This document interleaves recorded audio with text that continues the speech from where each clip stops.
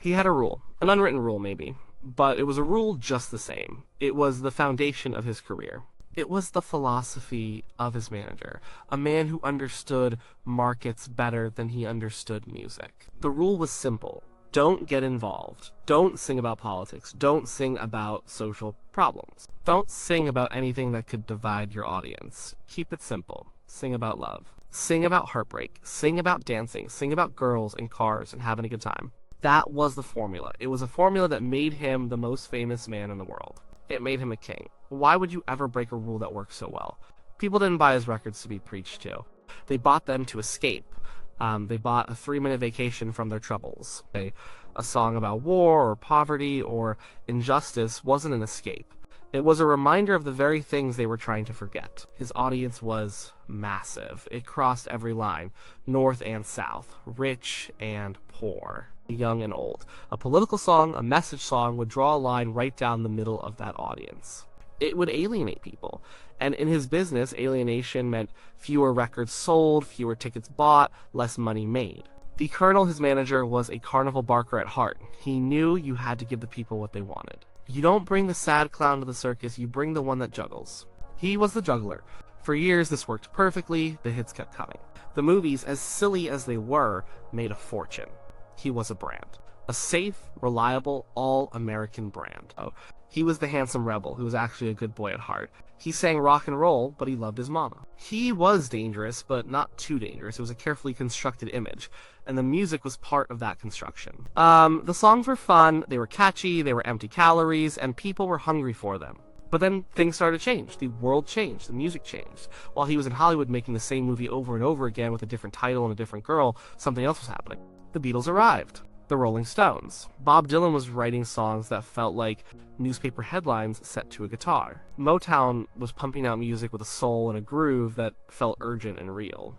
The culture was shifting under his feet, and he was stuck in a golden cage. The mid-1960s were a low point, the movies got worse, the soundtracks were lazy afterthoughts. He was singing about clam bakes and yoga, it was becoming a parody, he knew it. The fire that had once scared the establishment into a panic was now barely a pilot light. He was rich, he was famous beyond belief, and he was bored out of his mind. He was an artist suffocating under the weight of his own success. He was no longer a revolutionary.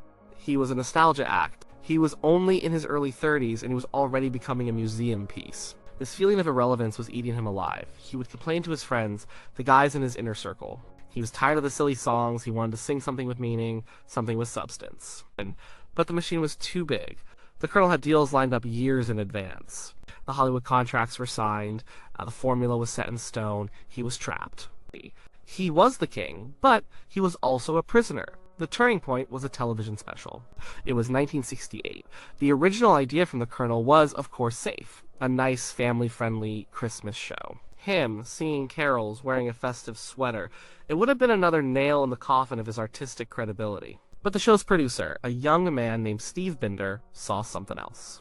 He saw the flicker of the old fire.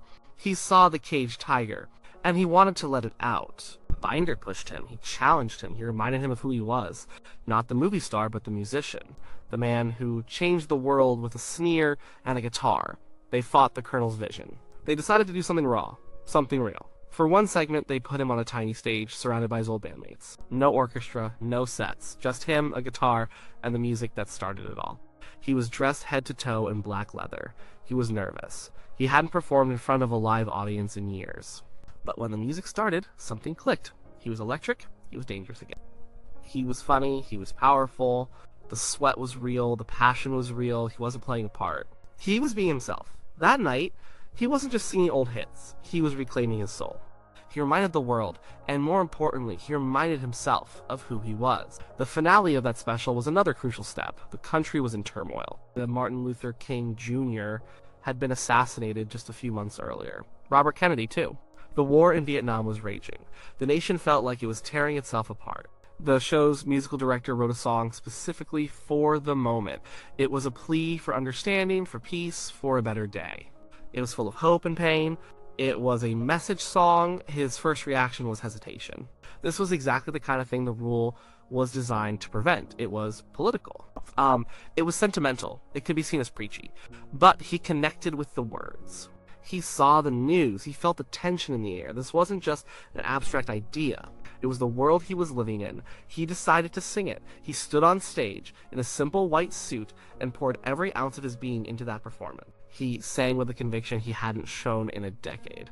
When he finished, he had tears in his eyes. The song, If I Can Dream, became a huge hit, and it proved something. It proved that his audience was ready for something more. It proved that he could sing a song with substance and not have the world cave in. The rule had been bent. It was a crack in the dam. After the success of the TV special, he was revitalized. He was done with Hollywood, he was done with the lame soundtrack songs, he wanted to make real music again. For the first time in over a decade, he went home to Memphis to record, not in the sterile RCA studios he was used to, but in a small, gritty place called American Sound Studio. It was run by a producer named Chips Moman, and the house band, the Memphis Boys, were legendary. They were the guys who played on countless soul and R&B hits. This was not the Hollywood machine. This was a room full of master musicians who were there to create something authentic. The environment was completely different. There was no big entourage coddling him. It was just him and the band working late into the night, searching for a groove. He was feeding off their energy. They were pushing him. He was singing blues, country, soul, gospel. He was connecting with the roots of his own music. He was happy. He was free. During these sessions, a flood of new songs came in from writers all over the country. They knew he was looking for something different, something special. One of the songwriters was a young guy from Texas named Mac Davis. And Davis was a talented writer, and he had a song he was particularly proud of. But it was a tough one. It was a story song, a sad story. The song told a story about the cycle of poverty. It was a narrative, like a short film. It started with the birth of a baby boy in a poor neighborhood. It described his childhood, his hunger, his desperation. It followed him as he grew into an angry young man who buys a gun, tries to rob someone, and is killed. The story ends with another baby being born in that same poor neighborhood, implying that the cycle is about to start all over again. Mac Davis had written it from a personal place. He grew up with a childhood friend who lived in a rough part of town. Davis saw firsthand how circumstances could trap a person. He wanted to write a song that didn't just point a finger or place blame, but one that simply said, "Look at this. This is happening." He wanted to create empathy. When the demo for the song arrived at the studio, his people were not impressed. They were horrified. This was not a hit record. This was a downer. It was a social commentary. It was exactly what he was not supposed to be doing. It's not an Elvis song, they said. They told him it was career suicide. His audience in the South would hate it. People wanted the fun, happy-go-lucky guy. Not this. They tried to hide the demo from him. But somehow, he heard it. He was sitting in the studio listening to a stack of potential songs. And then this one came on. The room fell silent. He listened intently. He didn't say a word. He just listened to the story unfold. The birth, the hunger, the anger, the tragic end. The cycle repeating. When it was over, he didn't ask anyone for their opinion. He didn't care what his entourage thought. He didn't care what the colonel would think. He just said, "I want to record that." Why? Why did this particular song break through a lifetime of conditioning? Why did he risk everything for this story? Because for him, it wasn't just a story. It was real. It wasn't about politics, it was about people. And he understood it on a level that no one else in that room could. He grew up in punishing poverty. He was born in a 2-room shotgun shack in Tupelo, Mississippi, a house his father built with his own hands. His twin brother was stillborn. His family was constantly on the edge of starvation. They moved from one rundown place to another, always one step ahead of eviction. He remembered the shame of wearing secondhand clothes. He remembered his mother working grueling jobs just to put food on the table. He remembered the feeling of being on the outside, looking in at a world of comfort and stability that seemed impossibly far away. He knew what it felt like to be hungry. He knew what it felt like to be looked down on.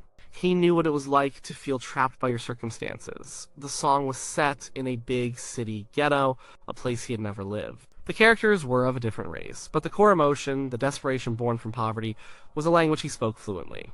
He didn't see a political statement. He saw his own past. He saw the world he came from. He saw the boys he grew up with, kids who could have easily gone down the wrong path because they had no other paths available. He had escaped. He had become the king of the world, but he never forgot where he came from. That shack in Tupelo was always a part of him.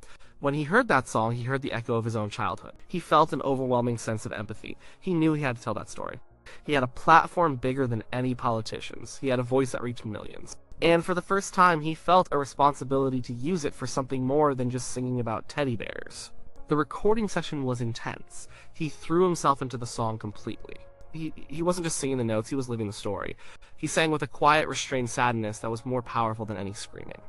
You could hear the pain, the empathy, the resignation in his voice. The Memphis Boys created a perfect, somber backdrop. The groove was subtle but insistent. It was a masterpiece of storytelling. Of course, the Colonel hated it. When he heard the final recording, he hit the roof. This was everything he had worked to avoid. It was controversial, it was depressing, it was a risk. He told him flat out not to release it. He said it would destroy his comeback. He said it would alienate his core fan base. And for one of the very few times in his career, he stood up to his manager. The man who had controlled every aspect of his life for more than a decade. The man he usually deferred to on all business matters, but this was different.